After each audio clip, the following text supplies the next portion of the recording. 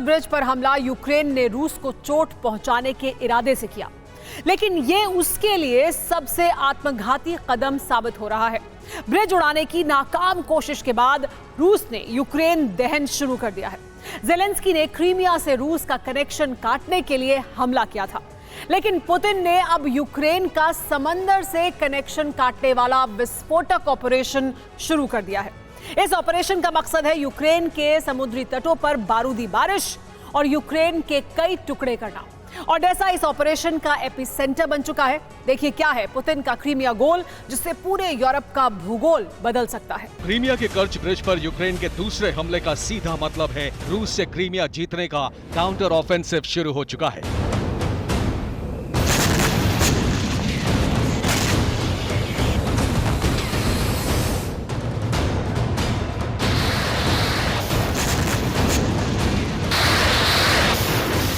सत्रह जुलाई को यूक्रेन ने रूस के क्रीमिया ब्रिज पर आघात किया। उसके बाद क्रीमिया के अलग अलग क्षेत्रों पर बारूदी बारिश शुरू कर दी।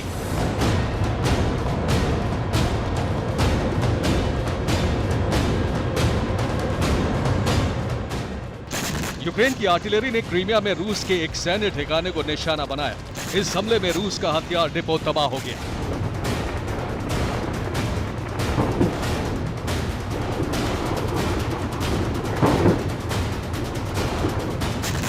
क्रीमिया के रूसी वेयरहाउस पर यूक्रेन ने एक के बाद एक हमले किए। इससे रूस को कई मोर्चों पर बड़ा नुकसान उठाना पड़ा है।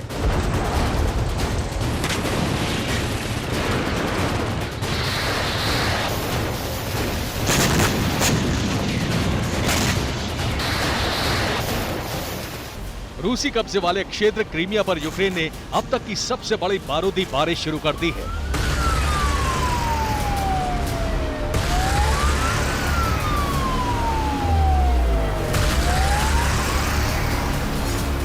क्रीमिया पर यूक्रेन के लगातार हमलों के बाद रूस ने यूक्रेन पर सबसे बड़े प्रतिघात शुरू कर दिए। क्रीमिया बचाने के लिए रूस ने यूक्रेन के खिलाफ एक बड़ी रणनीति तैयार की है, जिसको अंजाम दिया जा रहा है ओडेसा से। कर्च ब्रिज पर हमले के बाद से ही रूस ने यूक्रेन के खिलाफ ऑपरेशन ओडेसा विनाश शुरू कर दिया और दूसरे दिन तबाही का मंजर पहले से ज्यादा भयावह हो गया।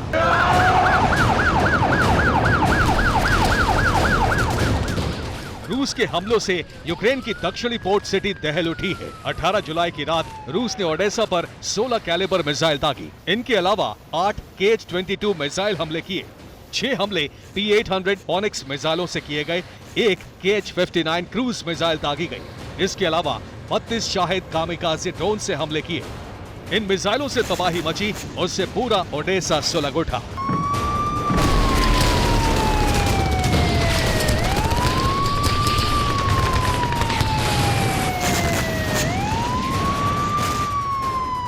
रूस की मिसाइल और ड्रोन वर्षा से ओडेसा की धरती कांप उठी।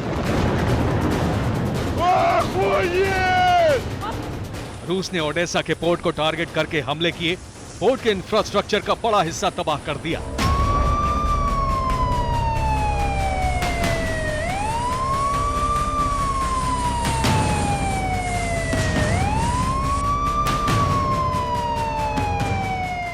रूस की मिसाइल हमलों से पोर्ट का बड़ा हिस्सा आग की चपेट में आ गया। बड़े बड़े स्टोर शेल्टर्स में आग लग गई।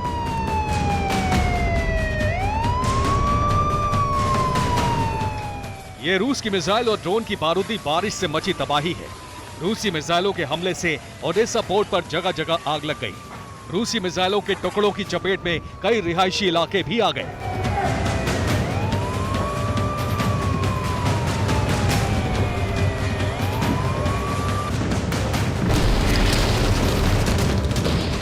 रूस ने इतने बड़े पैमाने पर ओडेसा को निशाना बनाया कि आसमान में आतिशबाजी जैसे विस्फोट नजर आने लगे।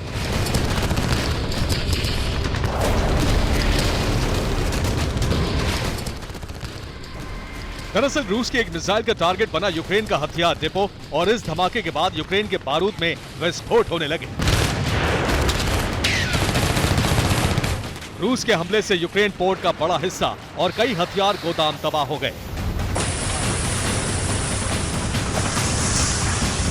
कई अपार्टमेंट कॉम्प्लेक्स को भी रूसी हमलों से बड़ा नुकसान हुआ। रूस की मिसाइल का एक टुकड़ा एक मकान की छत पर गिरा, जिससे मकान का बड़ा हिस्सा क्षतिग्रस्त हो गया।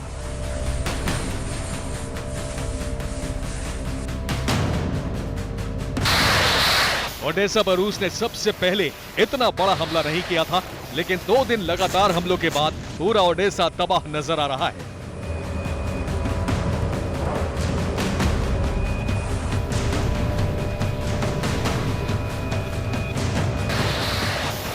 रूस ने ब्लैक सी नेवल फ्लीट से कैलिपर मिसाइलें ओडेसा की तरफ दागी और पूरी रात रूस के हमले जारी रहे।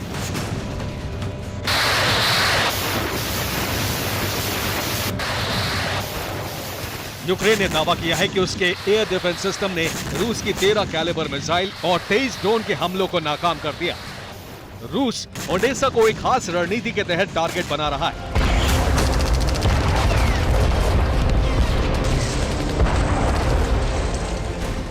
रूस का प्लान है यूक्रेन की सामरिक घेरेबंदी। यूक्रेन के 4 क्षेत्र खेरसोन, ज़पोरिजिया, डोनेस्क, लुहांस्क अब रूस के हैं। लुहांस्क से सटा क्षेत्र है खार्किव, जो रूस के बॉर्डर से सटा है। यहाँ रूस अपना कब्जा चाहता है। और यूक्रेन का ब्लैक सी से कनेक्शन जोड़ने वाला क्षेत्र है ओडेसा, जो अब रूस का सबसे अहम टारगेट है।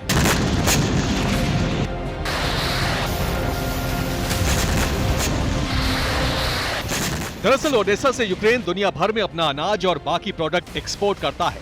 यहाँ से यूक्रेन की नेवी सेवास्तोपोल, क्रीमिया पर हमले करती है। ओडेसा पोर्ट से ही यूक्रेन का यूरेशिया, एशिया से कनेक्शन जुड़ता है।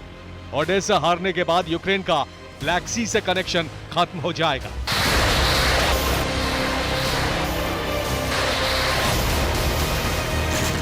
यानी ओडेसा हारने के बाद यूक्रेन के पास कोई बंदरगाह नहीं बचेगा, वो लैंडलॉक्ड नेशन बनकर रह जाएगा। पुतिन के इस प्लान के पीछे मकसद है नेटो यूक्रेन की सेनाओं और रूस के बीच एक डिफेंस लाइन तैयार करना।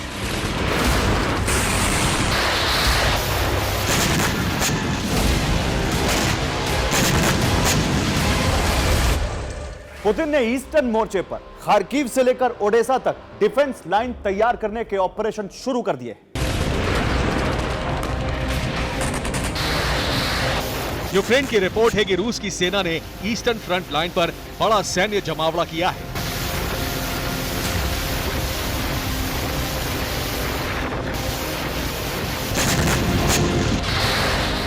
खार्किव और लुहांस्क के बीच रूस ने 1 लाख सैनिक तैनात किए हैं। इनके साथ 555 आर्टिलरी हथियार तैनात हैं। इसके अलावा 370 MLRS भी मोर्चे पर तैयार हैं। इन सैनिकों ने खार्किव से लेकर ओडेसा तक एक डिफेंस लाइन बनाने का ऑपरेशन शुरू कर दिया है।